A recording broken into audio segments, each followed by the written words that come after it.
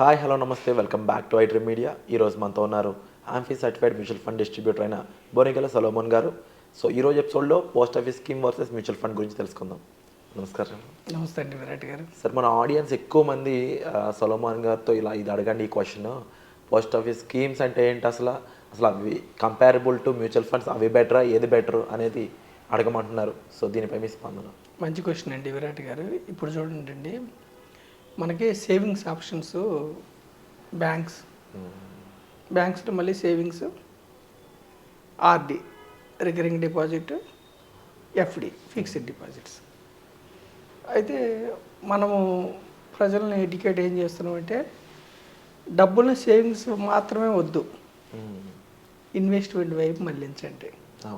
సేవింగ్స్లో మీకు వచ్చేది 3 to 4% సంవత్సరానికి, ఇన్ఫ్లేషను ద్రవ్యాలు కూడా 6 to 7% ధరల పెరుగుదల. సో మీరు సేవింగ్స్ మాత్రమే పెట్టుకోవద్దు, అంటే సేవింగ్స్లో ఉంచుకోవద్దు డబ్బులు. ఎఫ్డీలు కూడా 6 to 7%, అంటే ఇన్ఫ్లేషన్ మాత్రమే వస్తుంది. పేదవారు ఎప్పటికీ అదే స్టేటస్లో ఉంటారు. అందుకని మనం ఏం చేస్తున్నాం, సేవింగ్స్ వద్దు, ఇన్వెస్ట్మెంట్ వైపు రండి. సో ఇన్వెస్ట్మెంట్ ఎక్కడన్నది కొద్ది నిమిషాల్లో మనం చెప్పుకుందాం. తర్వాత బ్యాంక్స్ ఎలాగే సేవింగ్ ఆప్షను, ప్రజలకి పోస్ట్ ఆఫీస్ కూడా సేవింగ్స్ ఆప్షన్. పోస్ట్ ఆఫీస్లో కూడా మనం ఫిక్స్డ్ డిపాజిట్ చేయవచ్చు, రికరింగ్ డిపాజిట్ చేయవచ్చు. సీనియర్ సిటిజన్స్కి ఒక 1%, 1.5% ఎక్కువ కూడా ఉంటుంది. అయితే ప్రజలు ఎందుకు బ్యాంక్స్ని, పోస్ట్ ఆఫీస్ని ఇష్టపడతారంటే విరాట్ గారు, banks are regulated by reserve bank of India. Post office central government surety ఉంటుంది పోస్ట్ ఆఫీస్లో డబ్బులకి. అందుకనే ప్రజలు పోస్ట్ ఆఫీస్ని ఇష్టపడతారు. అయితే మనం ఇక్కడ చెప్పేది ఏమిటంటే, పోస్ట్ ఆఫీస్లో కూడా ఎఫ్డి చేసిన, ఆర్టీ చేసిన, ఈవెన్ సీనియర్ సిటిజన్ స్కీమ్స్లోకి వెళ్తే కూడా, పోస్ట్ ఆఫీస్ లైఫ్ ఇన్సూరెన్స్ చేస్తే కూడా రిటర్న్ తక్కువ వస్తుంది, కేవలం ఇన్ఫ్లేషన్ వరకే వస్తుంది. మన డబ్బు ఇన్ఫ్లేషను అంటే చెదల్లాగా ప్రతి సంవత్సరం తగ్గిపోతూ ఉంటే విలువ, మనకు వచ్చే విలువ కూడా సమానమైనప్పుడు ట్యాక్స్ కలుపుకుంటే ఇంకా తక్కువ అవుతుంది. కాబట్టి మనం ఆర్డినరీ పర్సన్స్, పేదవారు కానీ మధ్యతరగతి వారు కానీ, మనం ఏం ఎడ్యుకేట్ చేయడానికి ప్రయత్నిస్తున్నామంటే, మీకు రిస్క్ వద్దు, అసలు మీ డబ్బులు ప్రిన్సిపల్ కిందకి వెళ్ళకూడదు, రిస్క్ వద్దు, మీకు టెన్షన్ వద్దు అనుకుంటే బ్యాంకులోనో పోస్ట్ ఆఫీస్లో చేసుకోండి, రిస్క్ భరించలేని వాళ్ళు. కానీ ఇన్ఫ్లేషన్ కంటే ఎక్కువ రిటర్న్ రావాలని కోరుకుంటే రిస్క్ తీసుకోవాలి. రిస్క్ తీసుకుంటేనే మీకు రిటర్న్స్ వచ్చే అవకాశం ఉంటుంది. సో రిస్క్ తీసుకోవాలంటే ఎక్కడ రిస్క్ తీసుకోవాలి? వివిధ రకాల ఇన్స్ట్రుమెంట్స్ ఉన్నాయి మనకి ఇన్వెస్ట్మెంట్స్కి. ఇన్వెస్ట్మెంట్ అంటే ఏం లేదు విరాట్ గారు, ముందు చూపుతో ఒక టైం పీరియడ్ మనం వెయిట్ చేయాలి. ఇప్పుడు మనం ఖర్చు చేసే అవసరాలని, మన యొక్క అవసరాలు మనం పోస్ట్ పోన్ చేస్తున్నాం ఫ్యూచర్ కోసం. మనం ఇన్వెస్ట్ చేసేది ఏంటంటే ఒక రిటర్న్ ఎక్స్పెక్ట్ చేసి మనం ఇన్వెస్ట్ చేస్తున్నాం, దాన్ని ఇన్వెస్టింగ్ అంటారు. ఇన్వెస్టింగ్ మనకి ఎక్కడ ఇన్వెస్ట్ చేయాలంటే, జనరల్గా ఈక్విటీస్ అనే ఒక సాధనం ఉంది. ఈక్విటీస్ అంటే వేరే ఏం లేదు. ఈక్విటీస్ అంటే స్టాక్ మార్కెట్లో షేర్స్ కొనుక్కోవటాన్ని ఈక్విటీస్ అంటారు. ఈక్విటీస్లో డైరెక్ట్ ఈక్విటీస్ మ్యూచువల్ ఫండ్ ద్వారా కొంటాం. డైరెక్ట్ ఈక్విటీస్ కొంటే మనకేమిటంటే ఏ స్టాక్స్ కొనాలి ఏమిటి అనేది మనకి పెద్దగా నాలెడ్జ్ ఉంటుంది. కాబట్టి 6,000 స్టాక్స్ ఉన్నాయి మన భారతదేశంలో. 6,000 స్టాక్స్లోంచి మనం రీసెర్చ్ చేయాలంటే చాలా కష్టం. కాబట్టి ఈక్విటీ మ్యూచువల్ ఫండ్స్. అయితే ఈక్విటీ మ్యూచువల్ ఫండ్స్ రిస్క్ తీసుకోలేని పెద్దవారు, ఇప్పుడు ఏజ్ 60 ఏళ్ళు 70 ఏళ్ళు ఉంటుంది, వాళ్ళు రిస్క్ తీసుకోదలుచుకోలేదు, వాళ్ళకి ఎఫ్డీలో వచ్చే రిటర్న్ చాలు, వాళ్ళకి 7%, 8% వచ్చింది అనుకోండి సీనియర్ సిటిజన్స్ దాంట్లో, అది చాలు అనుకుంటే వాళ్ళు పోస్ట్ ఆఫీస్ మనం ఏం తప్పు పట్టట్లేదు. రిటర్ను అది ఏంటంటే వాళ్ళకి సెంట్రల్ గవర్నమెంట్ గ్యారంటీ ఉంటుంది, ఎఫ్డి మన రేట్ ఆఫ్ ఇంట్రెస్ట్ కూడా గ్యారంటీడ్ ఉంటుంది. చాలు అనుకున్న వాళ్ళు పోస్ట్ ఆఫీస్కి వెళ్ళొచ్చు.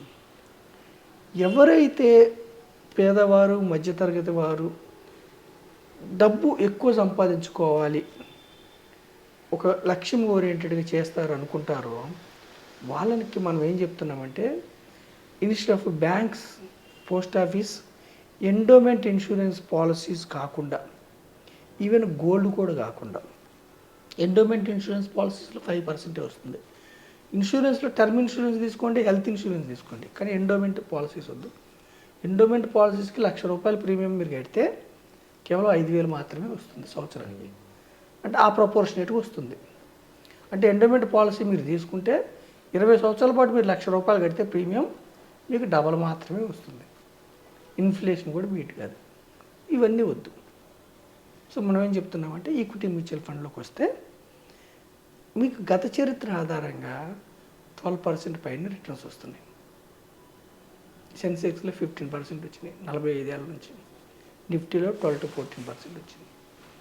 సో ఈక్విటీ మ్యూచువల్ ఫండ్స్ అంటే సెన్సెక్స్ స్టాక్స్ కొని తీసుకుంటారు, నిఫ్టీ స్టాక్స్ కొని తీసుకుంటారు, తర్వాత మళ్ళీ నిఫ్టీ 150, నిఫ్టీ 500 స్టాక్స్ నుంచి తీసుకుంటారు కాబట్టి ఇంకా ఎక్కువ రిటర్న్ వచ్చే అవకాశం ఉంది.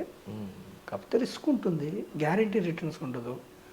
కాబట్టి ఏది బెటర్ అంటే పేదవారు మధ్యతరగతి వారు వెల్త్ క్రియేట్ చేసుకోవాలన్నప్పుడు లాంగ్ టర్మ్ కోసం ఈక్విటీ మ్యూచువల్ ఫండ్లోకి రండి. పెద్ద వయసు వాళ్ళు, రిస్క్ తీసుకోలేని వాళ్ళు, ప్రిన్సిపల్ డౌన్ అయినప్పుడు భయపడేవాళ్ళు పోస్ట్ ఆఫీస్ బ్యాంక్స్కి వెళ్ళండి. కానీ డెట్ ఫండ్స్లో కూడా రిస్క్ తక్కువే ఉంటుంది కదా. అయితే డెట్ ఫండ్స్లో పోస్ట్ ఆఫీసు బ్యాంక్స్ బదులు మీరు డెట్ ఫండ్స్ ప్రిఫర్ చేయొచ్చు. డెట్ ఫండ్స్లో రిస్క్ తక్కువ ఉంటుంది. డెట్ ఫండ్స్ అంటే నథింగ్ బట్ కంపెనీలకి మనం అప్పిస్తాం, దాన్ని బాండ్స్ అంటారు.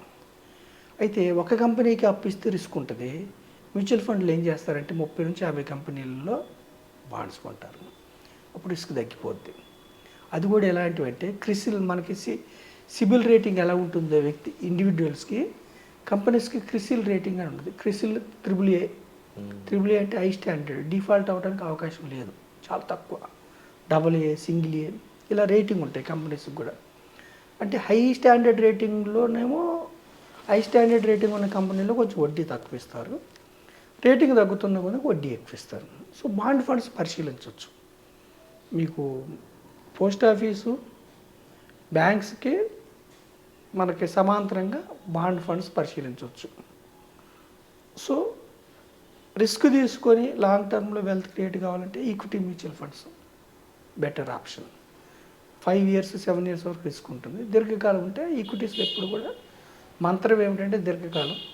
రెండో మంత్రం డైవర్సిఫికేషన్.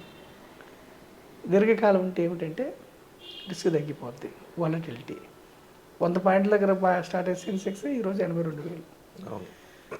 అంటే మార్కెట్ ఎకానమీకి అనుగుణంగా, మన దేశ ఎకానమీకి అనుగుణంగా స్టాక్ మార్కెట్స్ మూవ్ అవుతాయి. ఎప్పుడు కూడా లాంగ్ టర్మ్ ఉంటే రిస్క్ తగ్గుతుంది.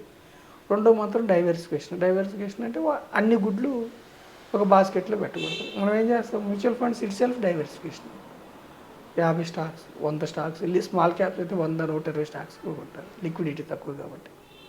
ప్రతి ఇన్వెస్టర్ యొక్క ఇండివిజువల్ అతని యొక్క రిస్క్ అప్టైట్ని బట్టి, అతని కుటుంబ పరిస్థితిని బట్టి అతనికి పోస్ట్ ఆఫీస్ సూటబుల్లా, FD సూటబుల్లా, ఈక్విటీ మ్యూచువల్ ఫండ్ సూటబుల్లా అని మనం ప్లాన్ చేసి చెప్పవచ్చు.